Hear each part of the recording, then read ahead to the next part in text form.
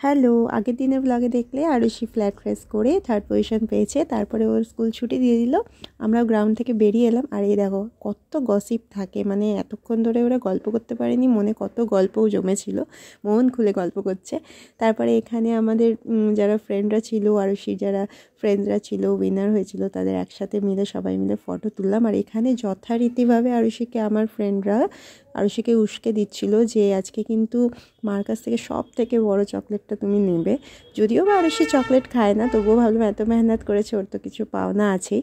তো স্কুল থেকে বেরিয়ে মেট্রো করে আমরা চলে এলাম। মেট্রোর কাছে একটা পার্ক ছিল, আর আরুষিকে একটু ঘুরিয়ে নিলাম। আর পার্কের সামনে একটা ছিল চকলেটের দোকান, ওই নিজেই ফ্রিজ থেকে বের করে দিয়েছে সব থেকে বড় চকলেটটা।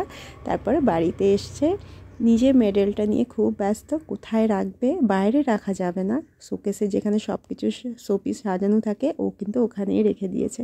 এই ছিল আরুষির ভিডিও, আজকের মতন টাটা।